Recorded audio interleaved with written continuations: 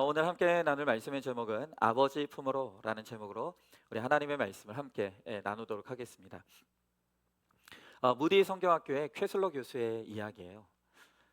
그가 어린 시절에 텔레비전에서 보이는 가족의 모습을 보면 그 드라마 속에 보이는 가족은 엄마는 앞치마를 두르고 가족들을 위해 빵을 굽고 또 아빠는 열심히 일을 하는 그런 모습이었다는 거죠.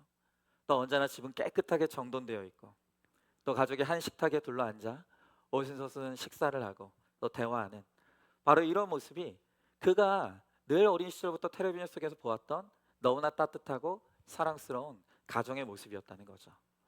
그런데 이 쾌슬러 교수의 가정의 현실은 전혀 그렇지 않았다는 것입니다. 어느 날 이 어머니가 잠들어 있는 아버지 머리에 이 맥주병을 깨뜨렸다는 거예요. 그날 밤 깨달은 것은 우리의 가정은 그런 가정이 아니구나. 나는 그런 가정에 살고 있지 않구나. 라는 것을 깨달았다는 것입니다. 여러분, 이른바 이 역기능 구조의 가정에서 이분이 성장했는데 이런 경험이 매우 고통스러웠지만 이를 통해서 가정 생활에 대한 몇 가지 아주 중요한 교훈을 배울 수 있었다는 것이죠. 그런데 그 중에서도 이분이 깨달은 가장 특별한 사실은 뭐냐면 하나님 아버지 품으로 돌아오는 사람들은 이 순기능의 가정들이 아니라 역기능 구조의 가정들의 사람들이 압도적으로 하나님의 품으로 돌아오는 일들이 많이 일어난다는 것입니다. 여러분, 오늘 이 야곱의 집안이야말로 역기능 중에 역기능 구조의 가정이죠.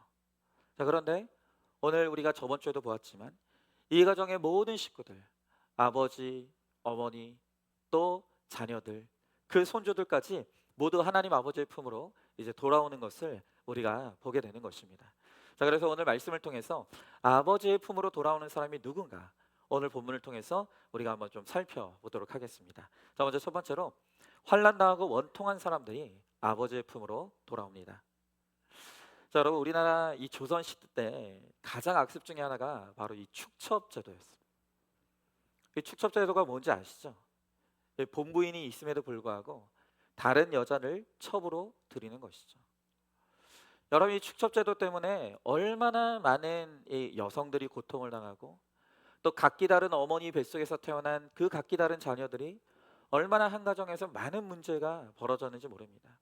그래서 이 조선의 복음화를 위해서 이 땅에 들어왔던 외국인 선교사님들이 이 조선 땅에서 벌어지는 축첩 제도의 폐해를 알고 그 당시 이제 세례를 받고 신자가 되기 위해서 두 가지를 반드시 끊어야 된다고 가르쳤어요. 그게 뭐냐? 첫 번째가 술이었어.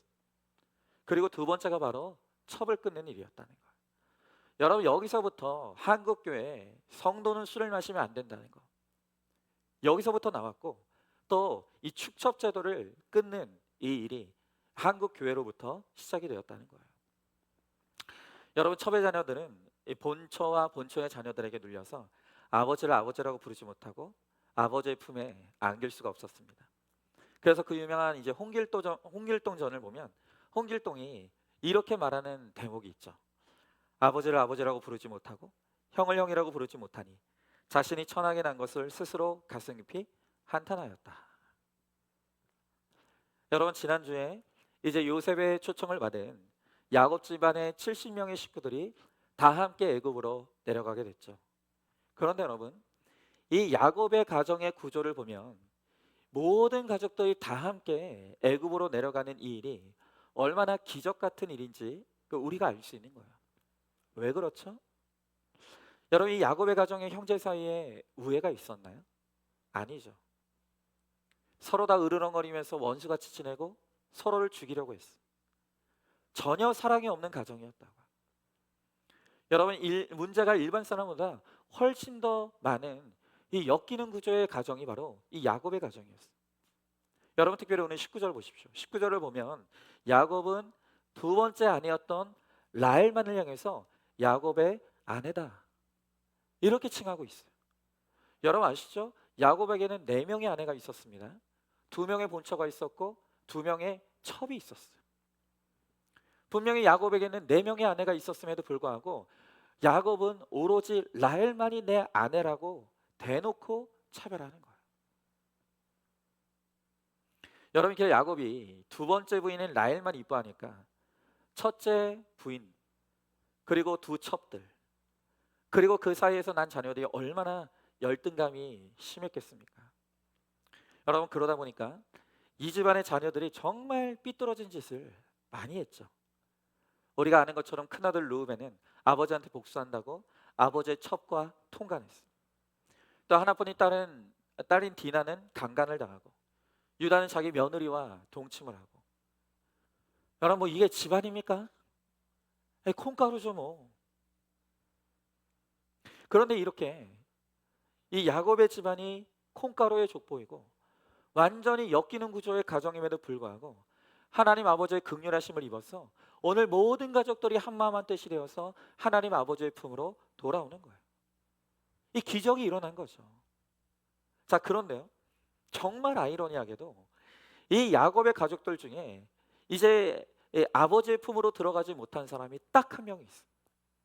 오늘 이 애굽의 행렬에 끼지 못한 딱 한 명의 사람이 있었다고요. 그가 누굽니까? 라헬이요.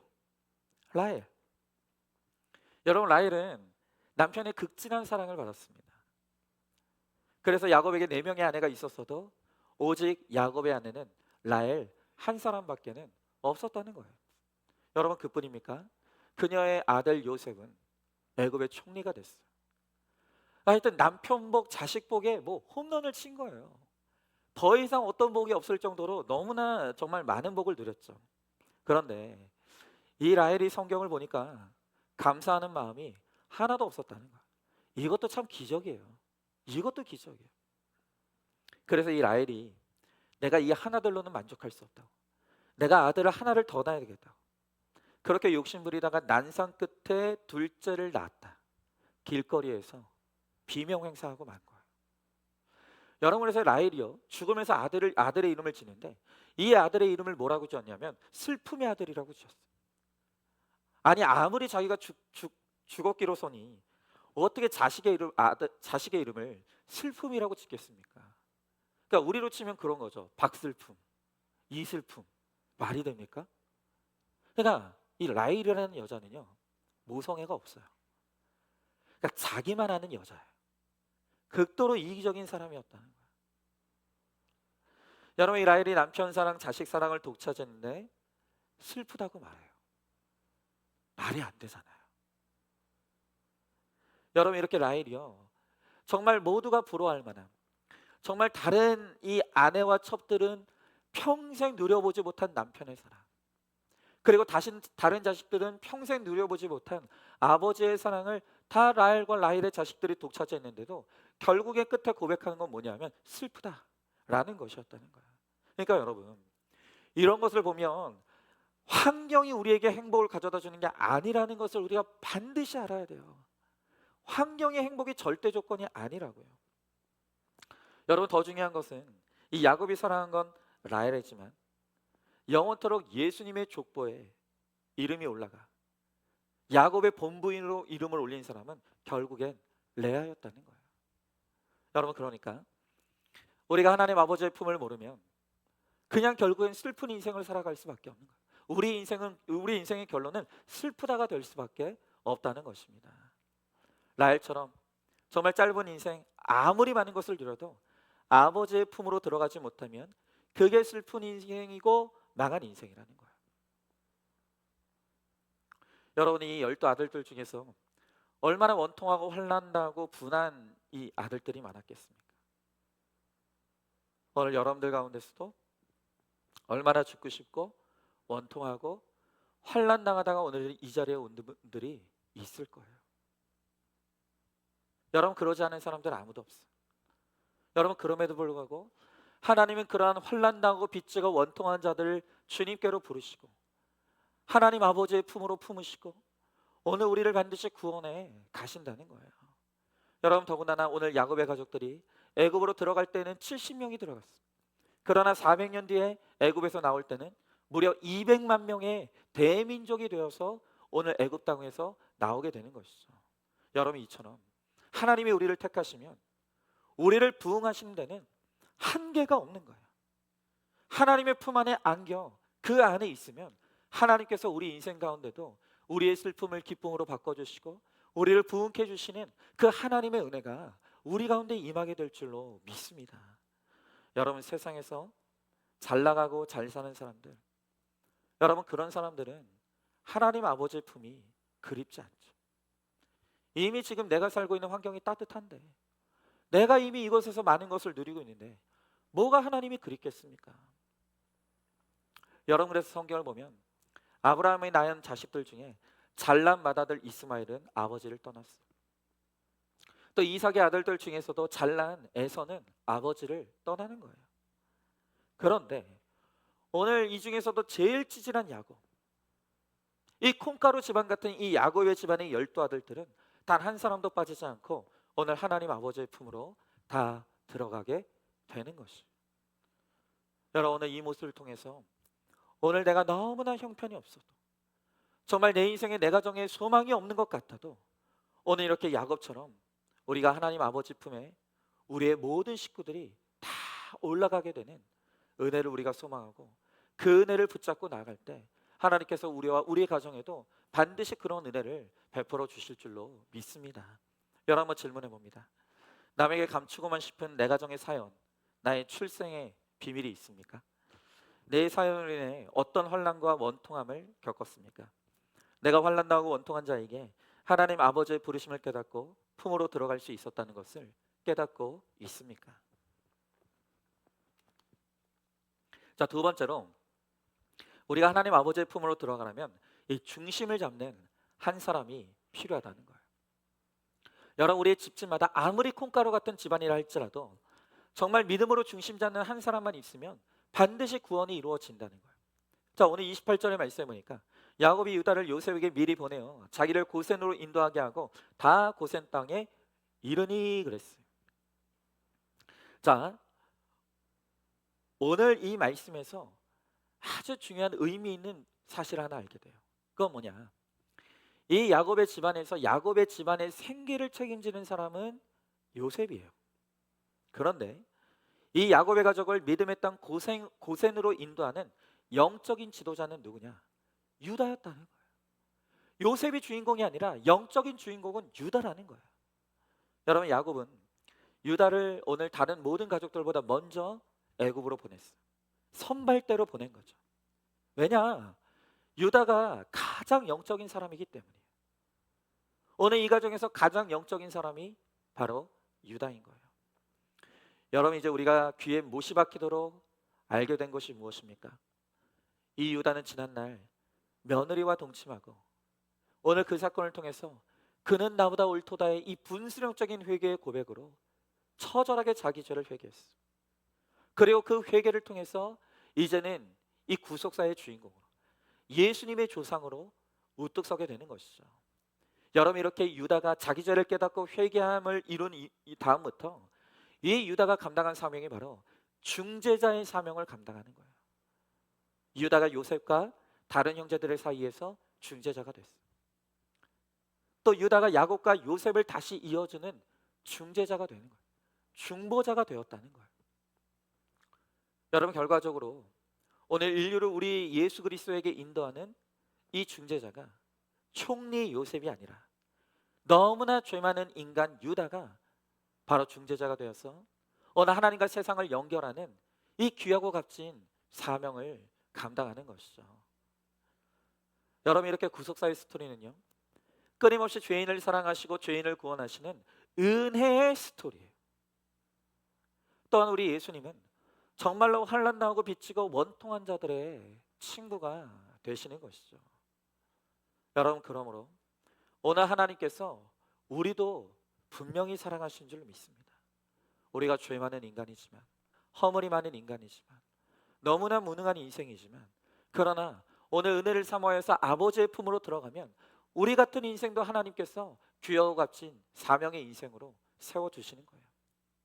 여러분, 바로 그렇기 때문에 요셉처럼 모든 걸 성공해도 내 죄를 뼈아프게 보는 유다가 온 세계의 예수님을 대신한 중재자로 우뚝 서게 되는 것이죠. 오늘 29절의 말씀에 보니까 요셉이 그의 수레를 갖추고 고센으로 올라가서 그의 아버지 이스라엘을 맞으며 그에게 보이고 그의 목을 어금맞춰 안고 얼마 동안 울매 그랬습니다.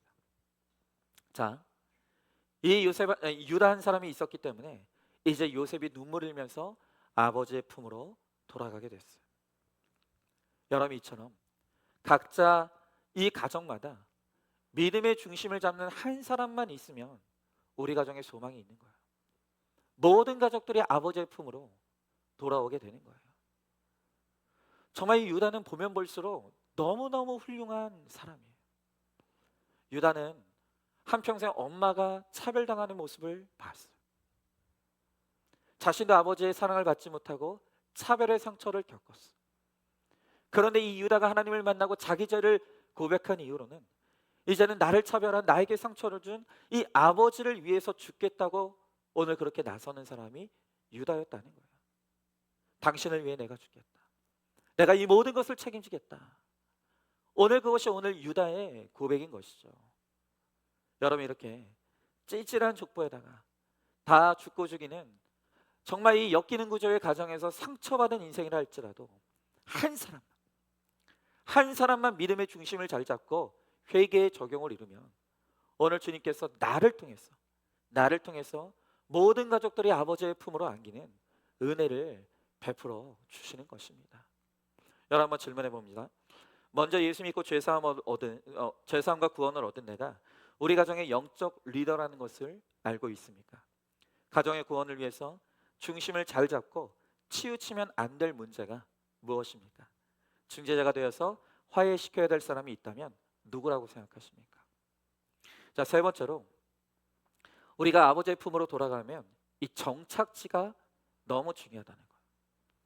결론부터 말씀드리면 오늘 야곱이 애굽으로 가서 거기서 정착한 곳은 애굽 백성들이 가증히 여기는 곳이었다는 거예요.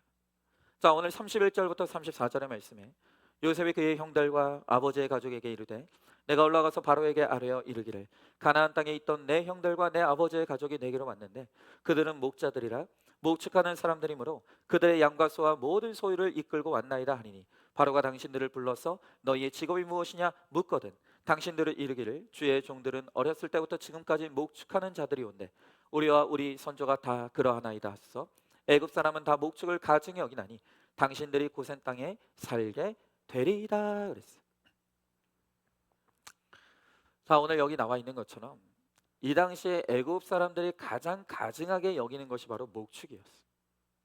왜냐? 애굽 사람들은 소를 우상시 여겼기 때문에. 그러니까 소를 신으로 섬겼던 거야.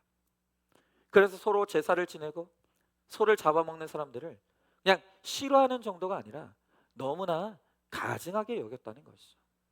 그래서 이런 사람들하고는 혼인도 하지 않았어요.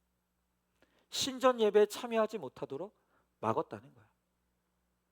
여러분, 그런데 한번 보십시오. 이 야곱의 가족들이 애굽 사람이 그렇게 가증히 여기는 목축을 주업으로 삼고 살았어요.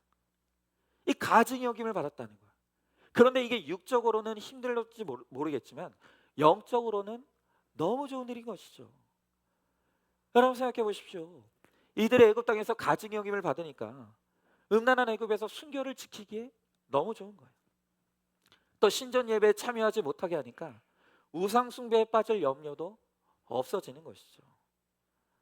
여러분, 하나님께서 이 야곱의 가족들을 애굽으로 이주시킨 이유는 단순히 기근때 때 잘 먹고 잘 살라고 그곳에 보낸 게 아니에요. 이 가정이 예수님이 오실 믿음의 가정이기 때문에, 사명이 있는 가정이기 때문에 하나님께서 그들을 지켜 보호하시는 거예요. 그렇기 때문에 애굽 땅에서도 그들은 철저하게 믿음을 지키고 구별된 거룩한 인생을 살아야 되는 것이죠.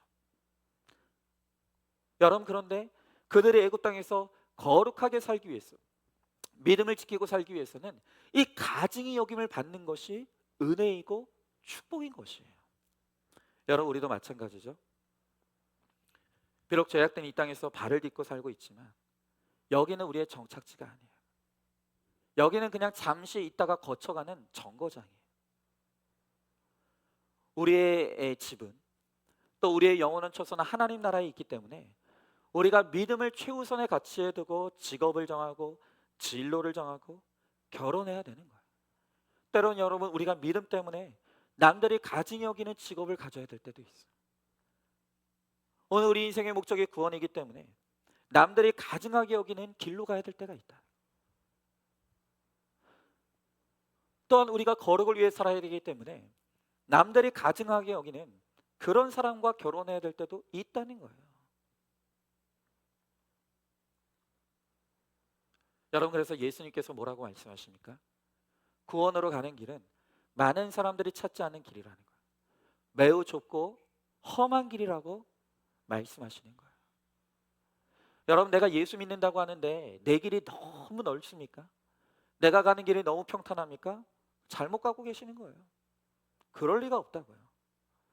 여러분, 그렇기 때문에 우리가 거룩하게 산다는 것이 이게 보통 힘든 게 아니에요. 보통 어려운 게 아니에요. 내가 하나님 아버지 품에서 안식하지 않으면 세상에 좋은 게 너무 많은 거예요.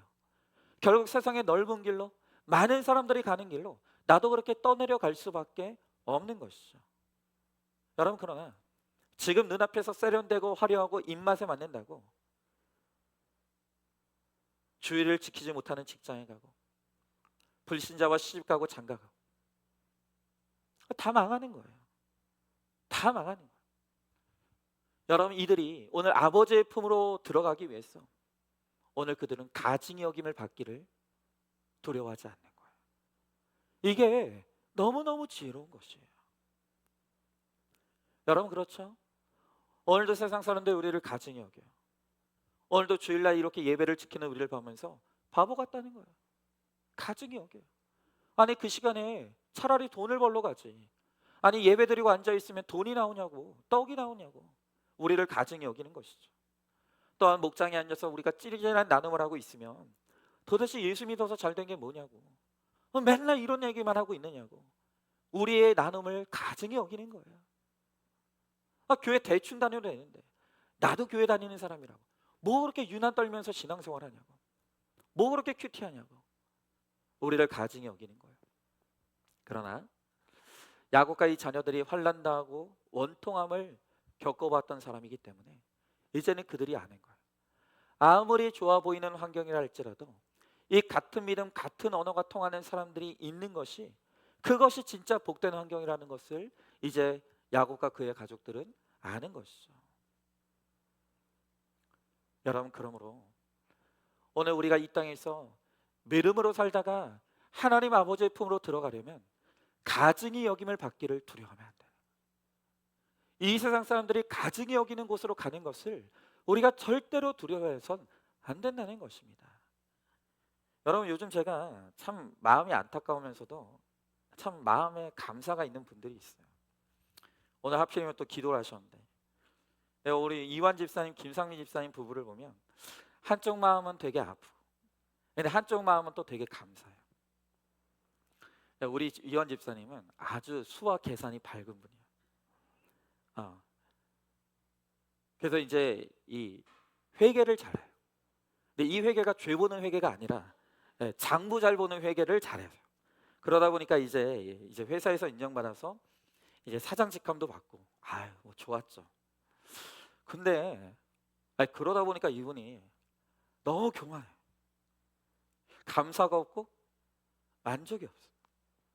40주 양육을 다 받았는데도 죄를 못 보는 거예요.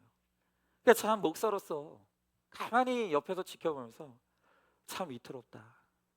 저렇게 가면 안 되는데, 하나님이 그냥 두고 보시지 않을 텐데, 늘 위태로운 마음이 있는 거예요. 여러분이 아셔야 될 게 있어요. 어떤 분들은 제가 이렇게 지켜보면 참 안심이 되는 분들이 있어요. 정말 고난 가운데서도 길을 잃지 않고 저 옳은 길로 똑바로 걸어가는 분들이 있어요. 여러분, 그런 분들 보면, 지켜보고 있으면 마음에 안심이 돼요. 오히려 제가 힘이 얻어요. 그런데 우리 교회 성도님들 중에 어떤 분들은 불안한 분들이 있어요. 지켜보고 있기가 너무 위태롭고 너무 불안한 분들이 있다. 저렇게 가면 안 되는데, 저러면 하나님이 기뻐하시지 않는데, 큰일 나는데. 여러분, 제가 그렇게 지켜보면서 위태롭게 느끼는 분들이 있다고요. 차마 믿음의 수준이 안 돼서 말을 못하고 있을 뿐이지, 제가 오늘도 그렇게 안타까운 마음으로 지켜보고 있는 분들이 있다는 거예요. 이완 집사님이 그랬어요. 근데 아니나 다를까 하나님께서 이 다니던 회사에서 퇴사하게 되는 이 사건을 허락하시죠. 근데 또 하나님께서 불쌍히 여기셨는지 또 이제 회사 또 대표로 다시 또 투자를 받아서 이 복직하게 됐어요. 여러분, 그러면 하나님이 긍휼히 여겨주심을 감사하게 여기면서 이 고난을 감해 주셨으면 겸손하게 감사해야 되는데 안 되는 거죠. 그러다가 결국 하나님께서 또다시 회사가 어려워지게 되면서 자진 퇴사하는 사건을 겪게 하시는 것이죠. 여러분, 그런데 이렇게 연이어서 회사에서 퇴직하는 직장 고난을 겪게 되니까 이제 우리 집사님이 다시 큐티하기 시작하는 거예요. 그리고 이 고난이 교만하고 악한 나를 회개하라고 주신 사건이라는 것을 이제 드디어 회개하기 시작하시는 것이죠. 참 이상하죠. 전에는 멀쩡한 회사를 잘 다니고 좋은 직함 받으면서 살아가면서도 참 교만 떨고 불평불만이 꼭대기에 차 있었는데, 근데 지금은 오히려 고난 가운데 있는데 이것을 있어야 될 대로 여기면서 감사하다고 고백하시면서 가는 거예요. 그러면서 이제 오늘도 아까 기도하셨지만 집사님께서 이제 다른 직장에 이력서를 넣은 상태에서 이제 경제 활동을 놓을 수 없으니까 최근에 이제 이 두 분이 이제 부부가 이제 쿠팡에 있는 물류센터에 가서 알바를 시작한 거예요. 여러분, 한번 생각해 보십시오. 사장님, 대표님 소리를 듣던 분이 물류센터에 가서 뭐 이씨, 김씨, 여러분 이런 소리 들어가면서 남들이 보기에 허드렛 일하는 게 이게 쉬운 일이겠습니까? 사람이 낮은 곳에서 높은 곳으로 올라가는 건 기분 좋은 일이지만 높은 데서 낮은 곳으로 내려가는 건 정말 어떻게 보면 세상 사람들을 보기에는 비참해 보이는 모습일 수 있다는 거예요. 여러분, 더군다나 제가 저번 주에 들어보니까 이 물류센터에서 알바를 하는데 그 중간 관리자들이 그렇게 가압질을 한다는 거예요. 그렇게 잘난 척을 한다는 거예요. 실제로 또 그냥 저분이 또 성격이 뭐 불같잖아요. 다 집어던지고 안 해! 그러고 뭐 그런 것도 하고. 그런데 그러면서도 이제 또 저번 주 나눔에서 고백하는 것이 참 이상하다는 거예요. 아내 주변에는 그런 사람이 없는데 왜 내 주변에만 자꾸 나의 자존심을 건드리는 그런 사람이 자꾸 내 주변에 꼬이는지 모르겠다고. 그러니까 이런 걸 보면 지금 이 모든 것이 나의 훈련인 것 같다고. 겸손하고 잘 죽어지라고. 그 사람을 통해서 하나님이 나를 훈련하고 계신다는 것이 깨달아진다. 그래서 잘 참아보려고 한다. 그런 고백을 하시는 것이죠. 여러분, 지금 우리 집사님 그러더라고요. 맨날 뭐 저분이 맨날 사무실에서 뭐 펜대만 잡았지 뭐 운동했겠습니까? 예? 근데 이게 그냥 펜대만 잡으면서 사무실에서 일하시다가 이 몸을 쓰려고 하니까 온몸에 파스를 붙이고 밤에 잠이 안 온대요. 다리의 통증 때문에 잠을 못 자는 날들이 있다는 거예요. 근데 참 이상한 건 뭐냐면 그렇게 육신은 한없이 피곤하고 너무너무 연약한데, 그런데 지금 그 얼굴을 보면 제가 이제까지 몇 년 동안 보았던 얼굴 중에 제일 평안한 얼굴, 제일 은혜로운 얼굴이에요. 여러분, 어떻게 이런 일이 일어납니까? 하나님께 가까이 다가갔기 때문에. 그동안 환경적으로는 참 좋은 환경이었음에도 불구하고, 우리가 보기에는 너무너무나 감사할 만한 환경임에도 불구하고 하나님과 너무 멀어져 있었어.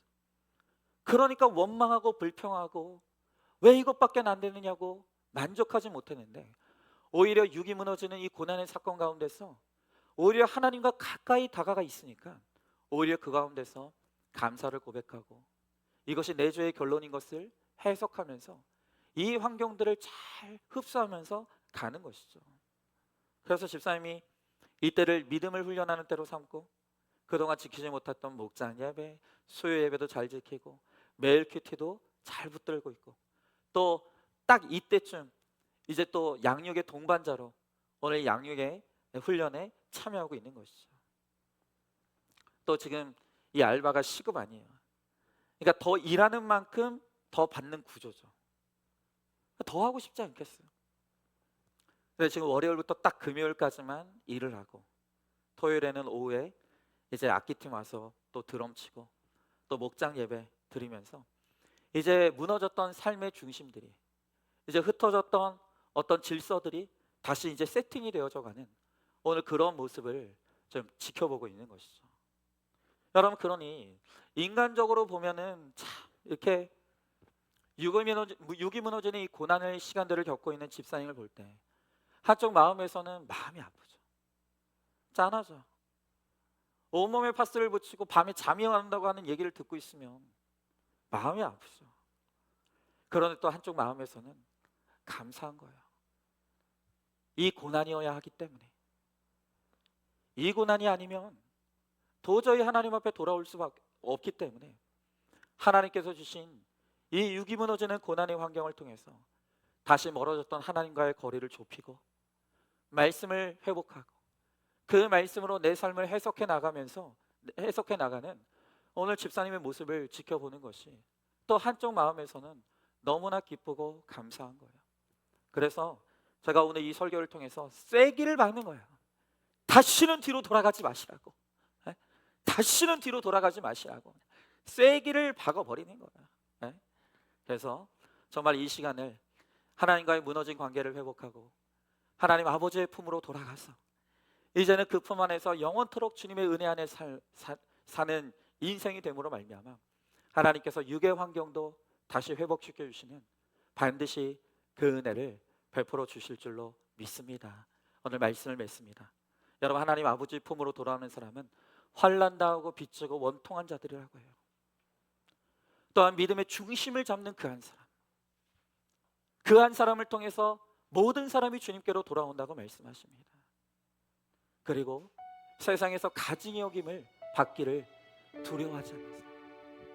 믿음을 위해서 남들이 가증히 여기는 직업으로 나아가고 구원을 위해서 남들이 가증히 여기는 좁은 길로 나아가고 믿음을 위해서 남들이 가증히 여기는 그러한 사람들과 믿음으로 신경을 오늘 이러한 삶의 적용과 순종을 통해서 우리가 아버지의 품으로 들어가고 그 아버지의 품 안에서 우리가 영원한 안식과 평안을 누리게 된다고 오늘 주님께서 우리들에게 말씀하시는 거예요. 오늘 이 시간 날마다 숨쉬는 순간마다 오늘 이 찬양 우리 같이 찬양하면서 고난을 통해 우리를 부르시고 고난을 통해 우리의 영을 세우시고 고난을 통해 우리를 거룩하게 하시는 그 하나님의 은혜를 고백하면서 이 시간 이 찬양 우리 같이 찬양하며 나가겠습니다.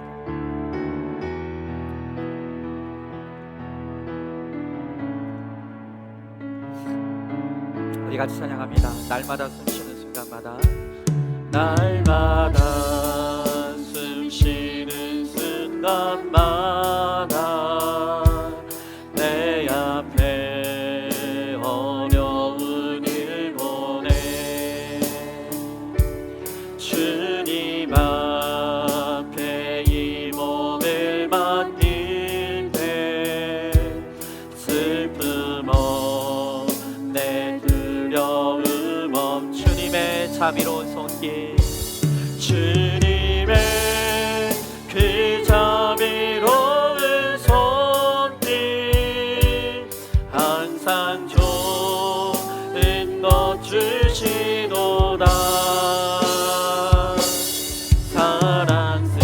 사랑스레 아픔과 기쁨을 수고와 평화와 날마다 주님 내 곁에 계셔 날마다 주님 내 곁에 계셔 자비로 날 감싸 주신 주님 앞에 이 몸을 맡길 때 주님 앞에 이 몸을 맡길 때 힘주신 내 위로함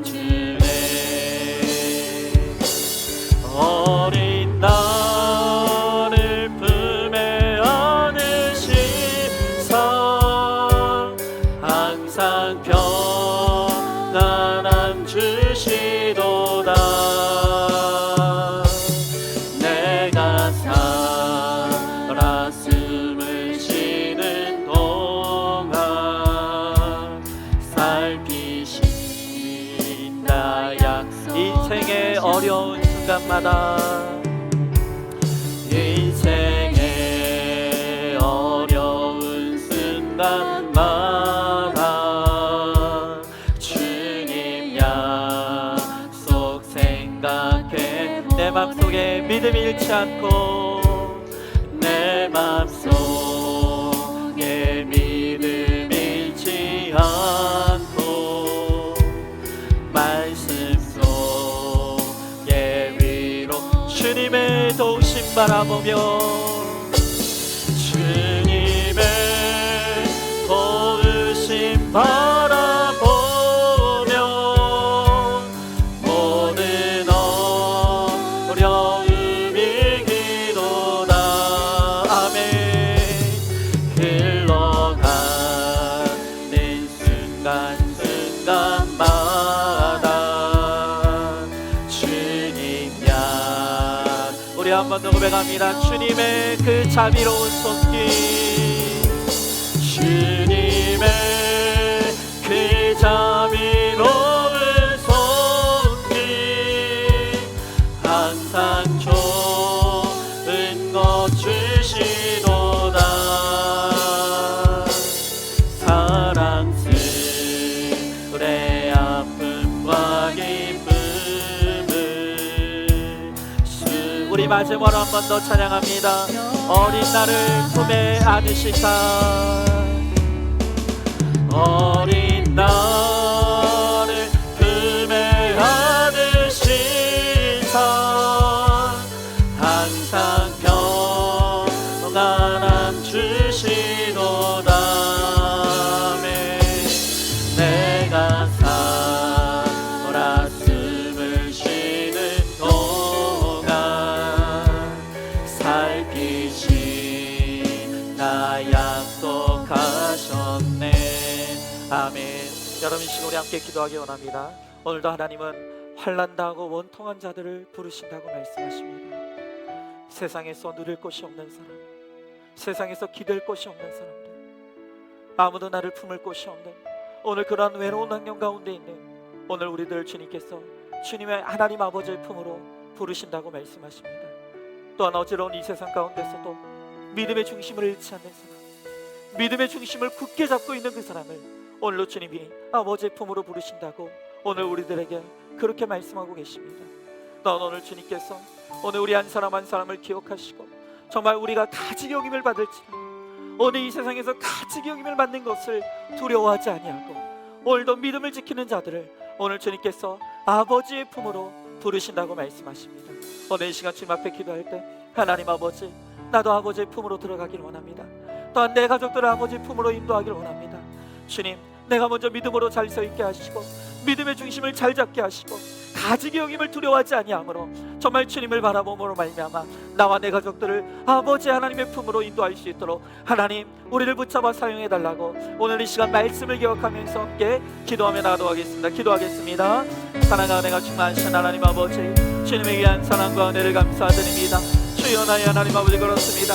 정말로 날마다 숨쉬는 순간마다 하나님 아버지 우리 앞에 너무나 어려운 일들이 많이 있습니다. 그러나 하나님 아버지 오늘 우리에게 허락하신 이 고난이 나를 부르시는 주님의 하나님 아버지 구원의 사건이라고 주님 말씀하십니다.